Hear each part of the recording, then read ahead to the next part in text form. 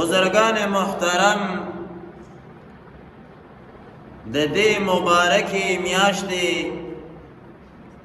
نن درېمه مبارکه ورځ ده د رمضان المبارک درېمه جمعه ده نن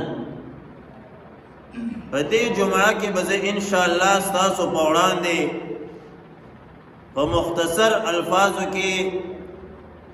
په دریو شیانو باندې خبره کوم یو دعا بل اعتکاف او بل لیلة القدر عزتمندو مسلمانانو ورونو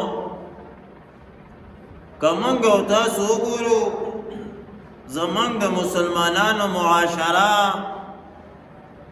اجتماعي طور باندې هم په ټینشن او په سوچ او په بېچینۍ کې ده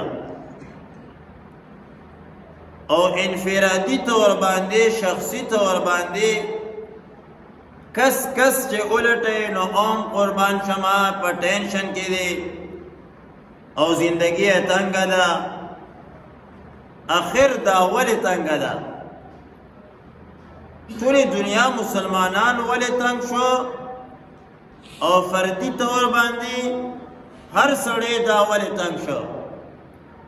دې دپاره عزتمندو ډېر اسباب دي خو زه به هغه نور اسباب پرېږدم ما چې کومه خپله وعده وکړله زه به هغې پوره کولو کوشش وکړم الله دې په صحیح انداز سره پوره کړېږي من جمله د هغې اسبابو نه یو سبب دام دی چې موږ او تاسو دعاګانې پرېښوستې دي رب ذوالجلال ته څوک دعا نه کوي ا د دعا نه مو زموږ او د ستاسو یو رواج جوړ دی یو پیشن ورنه جوړ دی ووایم یو سټایل ورنه جوړ دی سټایل لګیا دی چې دعا ته لاړ شي مړی شوي یو دعا به مخ په لاس راکړي یو دعا به مخ په لاس راکړي دعا دی ته وایي دعا به کې به مخ لاس راکړي رواج دی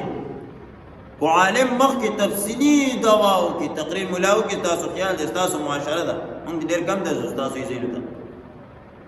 عالم تقریر وکي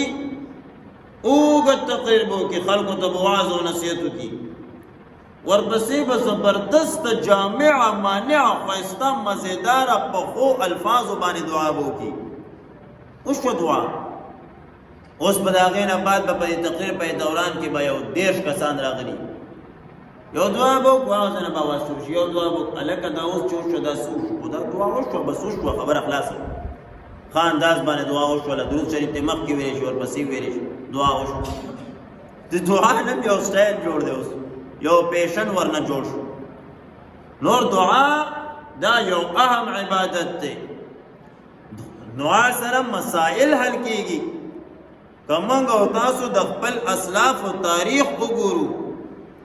رسول الله مبارک زندگی باندې کومنګ او تاسو نظر واچو او د صحابه کرامو مبارک سیرت باندې کومنګ او تاسو نظر واچو نو موږ او تاسو ته به هغه وایي چې داسې مشکلات په پېښېدل اول به رسول الله مبارک دعا کوله صحابه کرامو به اول دعا کوله بدر کې د مسلمانانو لښکر انتهایی کم دی اسباب انتهایی کم دي رابشي په سیرت کې ستاسو په وړاندې مسلمانان د جنگ په نیت باندې اوتي نه وو هغه تجارتي قافلې پسې اوتي وو او پیښ شه جنگ یو لشکر جرار سره یو مضبوط لښکر سره رسول الله مبارک د پاره خیمه جوړه کړې شوې وه شپه د رسول الله مبارک انتهایی په عاجزۍ سره جړا کوله او جړل الله پاک ته دعاګانې کولې چې الله پاکا دا مختصر لښکر مې راوستی دی یا الله پاکا کو دا هلاک شه په مخ د ځمکه به د ستا د نوم اخیستو ولا انسان پاتې نشي خدایه د دې حفاظت وکړه او دې له امداد ورکړه رسول الله مبارک دعا غوښته په هغه خپل خیمګۍ کې چې د اوږو مبارکو نه صادر وغورځېده ابو بکر صدیق راغی رسول الله مبارک دومره جړل چې ابو بکر صدیق ور باندې رحم راغی رسول الله مبارک الله پاک په دې نه ضایع کوي الله پاک په دستا دعا قبلئی بس کا رسول الله مبارک داس دعا غختلا کو دعا د بعض خلک وایي مړه په دعاګانو باندې نه کیږي صحیح ده یوازې دعا هم نه ده رسول الله مبارک میدان ته موتی دی خو د میدان نه وړاندې قربان شمه دعاګانې مو دا غوښتې دي کو موږ او تاسو د صحابه کرامو په زندګۍ باندې سوچ وکړو خو د رسول الله صلی الله علیه وسلم زندګۍ باندې سوچ وکړو نو د هغوی به ټولو نه اول کار د هغوی به د ټولو نه اول پیش قدمي قربان شمه دا دعا طرف ته وه او دعا به یې غوښتله او موږ او تاسو ټولو نه اول اسبابو ته منډه کړو یو خوا منډه بل خوا منډه بل خوا منډه چې اسبابو نه موږ او تاسو نا امیده شو بیا د هغې نه بعد راشو مولوي صاحب ته وایي چې په وړو باندې رانه ختمه مو که او دعا مو که به سسټم خراب شه بس ووته ډاکټران د لاس ته دا مثال کے طور پر مرض دی مرض بیماری ده یو انسان بیمار شو دا زمونږ او د ستاسو عقیده ده چې علاج او شفا ورکوونکی څوک دی رب ذوالجلال دی دا دوایی دا یو سبب دی سبب نو چې موږ او ستاسو خلک بیماران شي نو ټول اول منډې وهي